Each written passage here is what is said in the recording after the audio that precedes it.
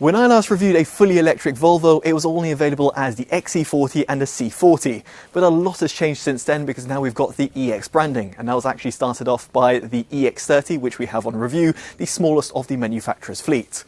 Now, at the time of filming and in the UK, prices start from £32,000 and extend up to roughly £45,000. And here, of course, depends as to which model you go for. There is the Core, Plus and Ultra trims to choose from. And within here, you have also got the single motor and the single motor extended range, which are available in the Core and Plus packages only. And then you've also got the twin motor performance, which is only available in the Plus and Ultra trims. It's worth noting over here that the regular single motor variant is not available in the top spec trim. Now, in this review, which will be covered in such a format, we'll be covering everything you need to know about it, and of course to see if this vehicle is actually worth its price tag, and of course how it compares to some of its key competitors. So to kick things off, let's talk about its electric range. And here in the standard range models, you have got a 51 kilowatt hour battery pack or 49 kilowatt hour net. This gives you roughly 200 miles on the WLTP test cycle. Now, if you were to move up to the extended range, and yes, that also includes the twin motor performance models, you will have a 69 kilowatt hour battery pack or 65 kilowatt hour net. That gives you a range claim of roughly 250 to 300 miles yet again on the WLTP test cycle. Now, it's worth noting over here that in the Plus and Ultra trims, you have got a heat pump that comes included as standard. But unfortunately, there's no means of adding a heat pump in the Core trim, and yes, that also includes for the single motor extended range. Now, nonetheless, I'm technically driving the most efficient or longest range Volvo EX30 because it is the single motor extended range Ultra, so therefore it has got that heat pump included as standard. Now, unfortunately, from my own mixed driving test, which includes driving on the motorway, going on the country roads, and also pottering around town, I netted a measly 180 to 200 miles.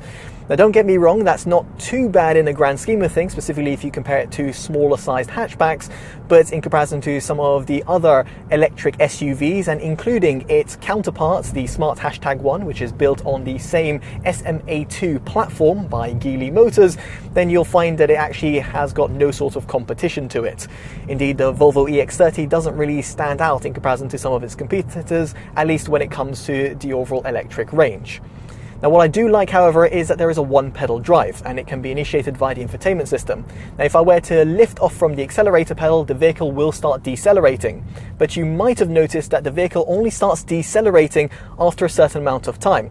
So unlike some other electric vehicles, when you lift off the accelerator pedal, it immediately decelerates. Here, if I were to, let's say, accelerate to, let's say, 40, 50 miles an hour, I decelerate over here now rather than as soon as I were to lift off. So yet again, put my foot on the accelerator pedal, lifting off, and now I feel the deceleration occurring. So it just takes that little extra moment to decelerate, which I think is a little bit cumbersome. Now, of course, if you don't like one pedal drive and you don't want to be recouping energy back into the battery pack and being as efficient as possible, you can disable it by just simply touching a button. And over here now, if I were to just drive at roughly 30-40 miles an hour and lift off the accelerator pedal, the vehicle will continue coasting. Now, of course, you do have the ability of plugging it in, and here it's great to see that you have got fantastic route planning thanks to built-in Android Automotive OS, which gives you Google Maps integration and as a result can read the state of charge of the EX30. This means that you can know how much charge you'll have when you reach your destination, and equally it also allows you to understand if you need to stop on certain points and how long you'll need to stop there for in order for you to reach your destination, like you'd find, for example, on Tesla vehicles. Now, in terms of how long you'll have to spend at the charge points, well, it really depends as to the state of charge. But here it's worth noting that the single motor model has got 134 kilowatts of input, while the single motor extended range and the twin motor performance go up to 153 kilowatts. Due to the battery pack differences, it means it will take you roughly 26 to 28 minutes to go from 10 to 80%. Now, if you are on the road but you are not able to find a DC rapid charger and rather an AC charger, for example those that you find alongside the roads, and if it has 3-phase power, then you'll be pleased to know that the Ultra trim has got a 22 kilowatt onboard charger. However, the other models have got an 11 kilowatt onboard charger. The normal range model will go from 0 to 100% in 6 hours, and the larger battery pack model goes up to 8 hours. If you were to plug it in via a regular 7 kilowatt wall box, like you'd find at home for example, then the normal models will take you roughly 9 hours, while the larger battery pack models will take you 11 to 12 hours. As for a 3-pin input, this goes up to 28 hours and 39 hours respectively. Next up we get onto performance, and here the single motor models have got a rear motor that's planted on the rear axle only, therefore giving it a rear wheel drive configuration. These output 200 kilowatts of power or 272 horsepower and 343 newton meters of torque. If you were to go for the twin motor performance, this gives you 2 electric motors, one on each axle, and an all-wheel drive configuration instead, outputting a staggering 315 kilowatts of power or 428 horsepower and 543 newton meters of torque. Now, I actually had the single motor extended range model tested using RaceLogic's Performance Box Touch from 0 to 20 miles an hour in 1.63 seconds, 0 to 30 miles an hour in 2.49 seconds, 0 to 60 miles an hour in 6.47 seconds, and this is actually a little bit slower than the manufacturer's claim of 5.3 seconds to 62 miles an hour, and in 50 to 70 miles an hour in 3.26 seconds, and a peak acceleration of 0.6 Gs. And as for the top speed, it is limited to 112 miles an hour on all the models.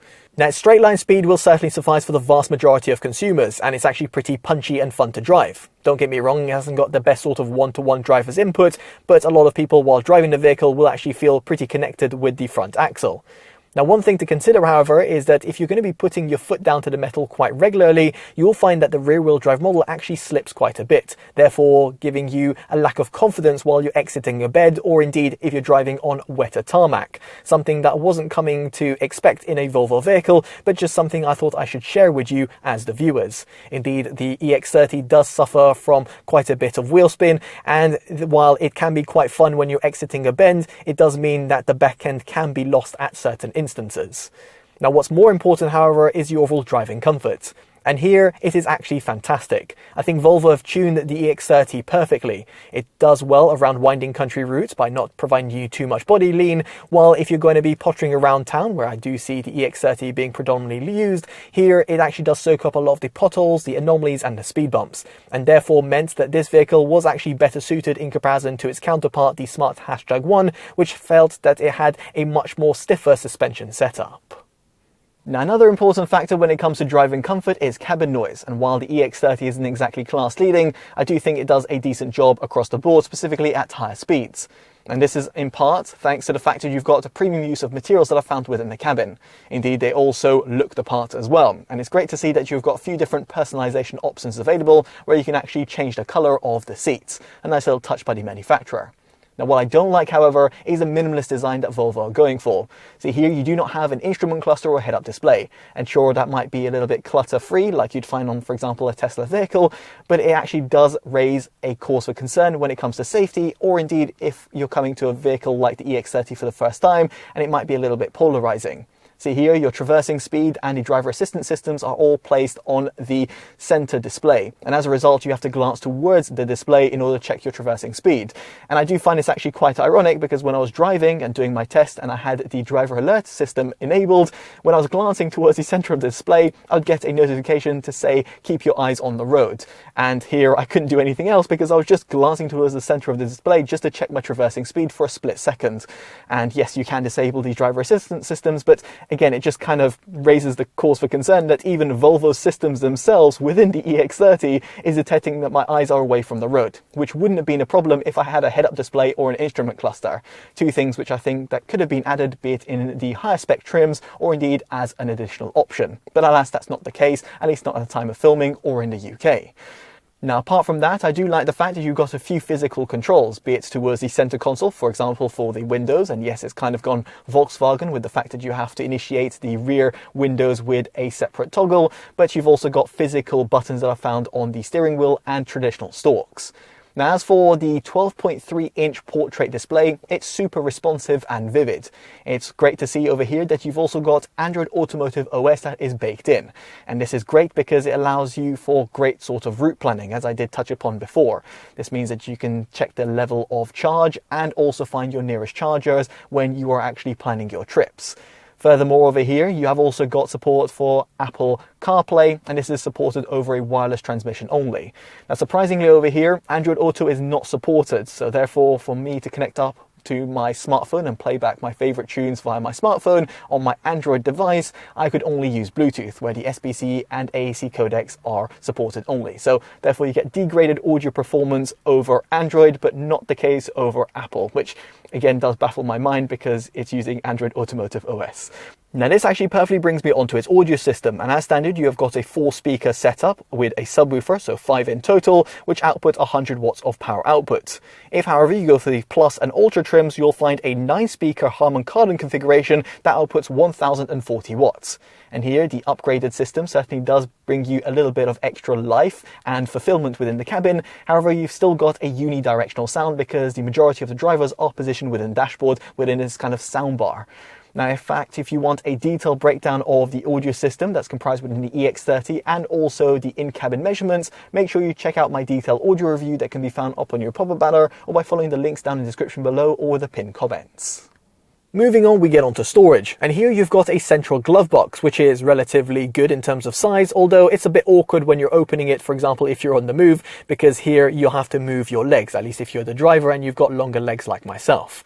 Now, nonetheless, underneath over here, you have got 2 areas to store your smartphone, and it's actually got a smart design, one of which also has a wireless charging bay, which can be handy for just charging up your smartphone wirelessly.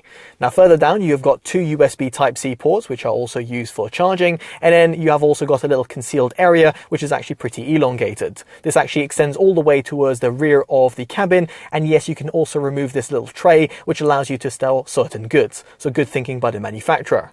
Furthermore, I really do love the design of the center console because it's actually pretty neatly done and quite slender, and you've also got these retractable cup holders. So yet again over here, it kind of adds to the spaciousness when you're not using them and then can be extended outwards when you are using them. So good thinking by the manufacturer. Now, as for the rear of the cabin, you have got 2 USB Type-C ports that are found at the rear of the center console, and there's also a small little area here for a smaller size smartphone, or indeed, for example, a power bank. Then you've also got small little areas that are found on the outer parts of the rear seats. Again, small little storage areas over here, but it's worth noting over here you've got no pull-down armrest compartment with 2 cup holders. Now, of course, when it comes to storage, we have to talk about its boot capacity. And here you've got 318 litres to play around with, or 1,000 litres if you drop down the seats. Now, it's worth noting over here that at the time of filming, if you look at Volvo UK's website and indeed some other sources out there on the internet, you'll see 904 litres claimed. This is actually an old figure and it should have been actually updated, and I was actually the one to point it out to Volvo UK. Now, nonetheless, over here in terms of the capacity, it's actually a little bit smaller in comparison to some of the hatchbacks and even smaller sized SUVs out there on the market. So therefore, if storage capacity is something of a very much important factor to you, then you might actually want to look elsewhere. Nonetheless, it's actually still pretty practical. You have got a hatchback design, and this also gives you an electric tailgate in the Plus and Ultra trims. You've got 60/40 rear split folding seats, a 61-litre underfloor compartment, and also a flat loading bay. And you've also got at the front of the vehicle a 19-litre front capacity. Now, one thing I don't like, however, is the removable cover, which just feels a little bit flimsy and not quite premium as you might expect for a Volvo vehicle. Speaking of which, it's actually pretty disappointing that the manufacturers only fitted manual controls for the front seats and a fixed lumbar in the Core and Plus models. If you want electronic seats with a memory driver function and also a fixed panoramic roof, you have to splash out on the Ultra trim. Speaking of which, over here, the Ultra trim and the Plus models have got heated front seats and a steering wheel fitted as standard. Now, in terms of the overall seating comfort, at the front I had no sort of problem, although the same couldn't be said at the rear. Headroom isn't too bad, however legroom is severely limited. At least for an adult like myself who's just under 6 foot, I find it to be really compact, and therefore if I'm comparing and contrasting this vehicle to some of its competitors, I do actually feel that the EX30 feels a bit too squashed in, and therefore if you have got adults who are sat in the second row, they'll actually feel pretty hemmed in. Now, on the flip side, it's nice to see that the manufacturer has optimized the rear footwell design, therefore meaning that the rear middle occupant won't be left as uncomfortable as one might expect. Now, in terms of interacting with the vehicle itself, you have also got a walk-away function. There are no buttons as such in terms of start and stop, and also when it comes to accessing the vehicle, you can simply walk up and indeed have that remote key access. This might be quite nice to some people, although some others might prefer a sort of traditional feel, because when you walk away from the vehicle, sometimes you're not quite sure if the vehicle has locked or not. But in this respect, I can guarantee you that as soon as you walk roughly 1 to 2 meters away, it will automatically lock or indeed unlock. Now this actually perfectly brings me onto its exterior design, and I think it's got Volvo's DNA through and through. See, at the front you've got those really nice stylish headlights which feed seamlessly with the front bumpers, and also you've got that covered front grille because it is a fully electric vehicle after all. Towards the side you've got body-coloured wheel arches which add to the overall slender look to the vehicle, and then you've got 18-inch alloys in the Core, 19-inch alloys in the Plus, and 20-inch alloys in the Ultra. In terms of its rear profile as well, it's also very nice with the tail light look and also the built-in spoiler. It's also nice to see that you have got a few different personalization options in terms of the color finishes, which are all free to choose from. Blue, black, grey and white, and also yellow, which is pictured, come available in the Plus and Ultra trims, therefore making it stand out over the cheaper model. Now, in terms of the overall towing capacity, the unbraked rating is 750 kilograms, while the braked rating for the normal model sits at 1000 kilograms, while the bigger battery variants actually moves up to 1600 kilograms. As for its roof load capacity, it's rated at 75 kilograms. Now this actually perfectly brings me on to safety, and here, given it's a Volvo vehicle, it's no surprise that it actually does really well across the board, although at the time of filming it's not been tested by Euro NCAP, but by looking at some of the crash analysis of the EX30, it certainly seems to do well. Now you've also got a plethora of driver assistance systems that come fitted as standard.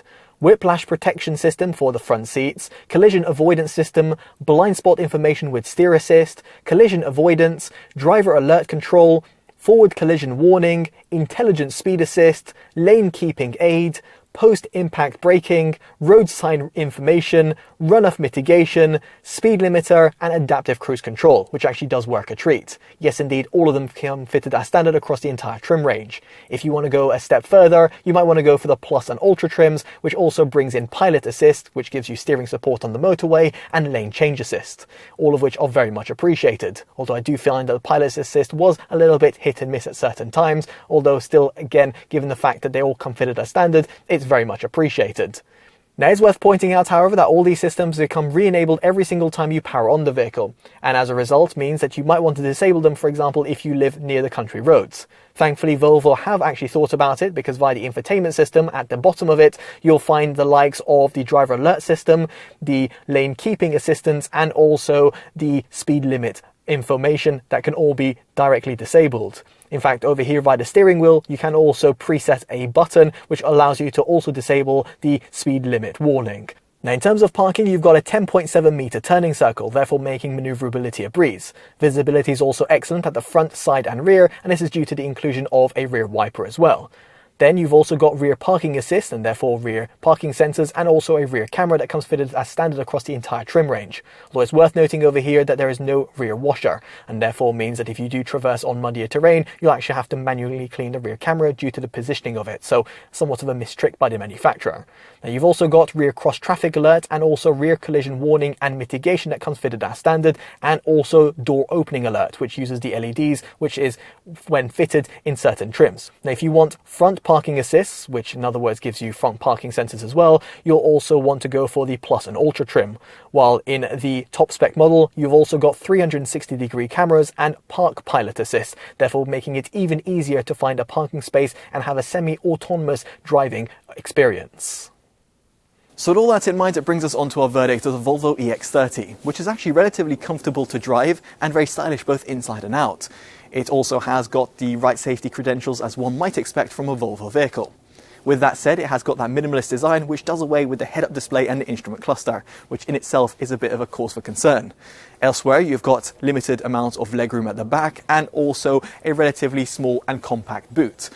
Worse still, you've also got a limited electric range, which is quite disappointing considering its sibling on the same sort of platform, the Smart #1, does a far better job. Now, in this respect, you might want to consider some of the hatchbacks or indeed the smaller sized SUVs in this segment, some of which we reviewed and will be down in the description below for your own consideration. Now, we'd be curious to know if you would pick the Volvo EX30 over some of its rivals down in the comment section below, and if so, why that would be. Now, if you have enjoyed this detailed independent review, definitely do consider dropping a like and subscribing and hitting that bell notification, all of which would be greatly appreciated. And as such, I've been Chris from TotallyEV, and I'll hopefully see you in the next one. Take care of yourselves, and goodbye.